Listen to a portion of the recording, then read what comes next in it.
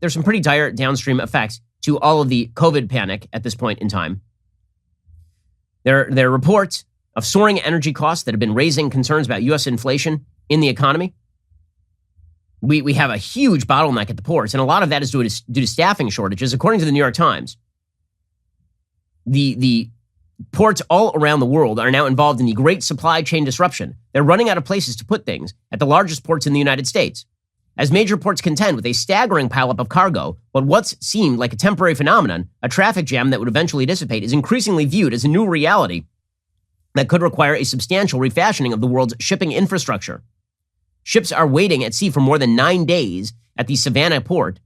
On a recent afternoon, more than 20 ships were stuck in the queue, anchored up to 17 miles off the coast in the Atlantic. Such lines have become common around the globe, from the more than 50 ships marooned last week in the Pacific near LA, to smaller numbers bobbing off terminals in the New York area, to hundreds waylaid off ports in China. The turmoil in the shipping industry and the broader crisis in supply chains is showing no signs of relenting. It stands as a gnawing source of worry throughout the global economy, challenging one's hopeful assumptions of a vigorous return to growth as vaccines limit the spread of the pandemic. The disruption explains why Germany's industrial fortunes are sagging, why inflation is a cause for concern among central bankers, why American manufacturers are now waiting a record 92 days on average to assemble the parts and raw materials they need to make their goods, according to the Institute of Supply Management. On the surface, the upheaval appears to be a series of intertwined product shortages. Because shipping containers are in short supply in China, factories depending on Chinese-made parts and chemicals in the rest of the world have had to limit production. But the situation at the port of Savannah attests to a more complicated and insidious series of overlapping problems. It's not merely that goods are scarce, it's that products are stuck in the wrong places, separated from where they are supposed to be by stubborn and constantly shifting barriers. The shortage of finished goods at retailers represents the flip side of the containers stacked on ships marooned at sea and massed on the riverbanks. The pileup in warehouses is itself a reflection of shortages of truck drivers needed to carry goods to their next destinations. The supply chain is overwhelmed and inundated, says one of the supply chain managers at one of the ports. It's not sustainable at this point. Everything is out of whack. Again, some of this is due to the massive lack of labor. Early this year, when shipping prices spiked and containers became scarce, the trouble was widely viewed as the momentary result of pandemic lockdowns. With schools and offices shut, Americans were stocking up on home office gear and equipment for basement gyms, drawing heavily on factors in Asia. Once life reopened, global shipping was supposed to return to normal. But half a year later, the congestion is worse, with nearly 13% of the world's cargo shipping capacity tied up by delays. Many businesses now assume the pandemic has fundamentally altered commercial life in permanent ways. Those who might never have shopped for groceries or clothing online have gotten a taste of the convenience. Many are likely to retain the habit, maintaining pressure on the supply chain. Also, the supply chain disruption has imposed new frictions.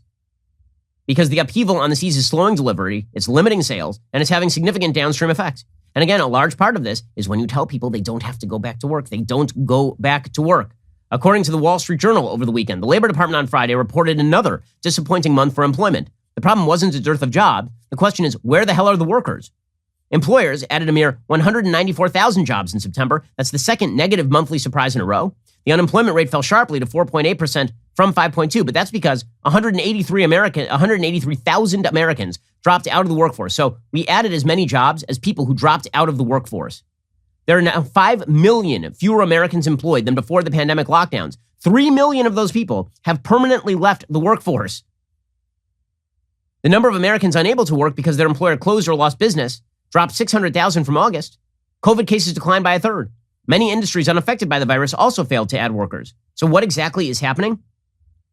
One possible culprit is government and employer vax mandates that set ultimatums for workers. President Biden's vaccine order first applied to nursing homes. Those lost jobs this month. Many state and local school districts have imposed mandates. State and local education employment fell 161,000. The White House claims the vaccine mandates will boost job growth by getting people comfortable with going back to work, but they're paying people to stay home, and a lot of the people who would go back to work because they're not worried are now out of jobs. Democrats have also made quitting an easier economic option, says the Wall Street Journal. Pandemic-enhanced unemployment benefits ended in early September, but that was 1 week before Labor's monthly jobless survey ended.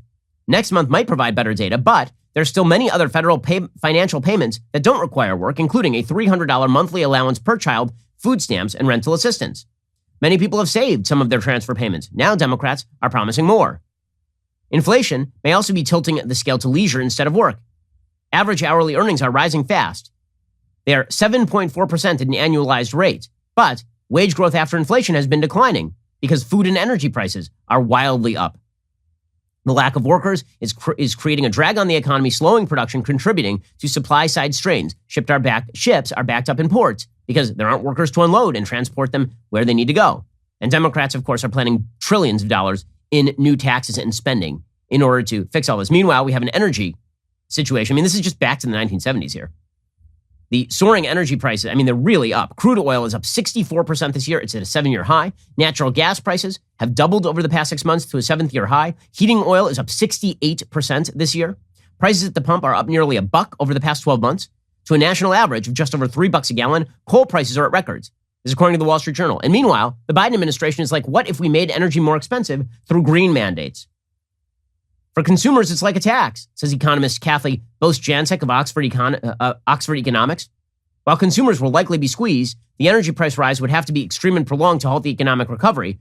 But more likely, we'd see growth decelerate more or a longer pause before growth resumes. So we have shortages in supply chains. We have shortages of energy. We have increased taxes and increased regulation, and businesses who are not investing as much because they literally don't know how much money they have to hold back before taxes. And Joe Biden continues along this path. Joe Biden is just going to continue this. I mean, it's a bold move, Cotton. We'll see how it works out for him. I hope you enjoyed that clip from The Ben Shapiro Show. If you did, go ahead and hit that subscribe button so you stay up to date with all our future content.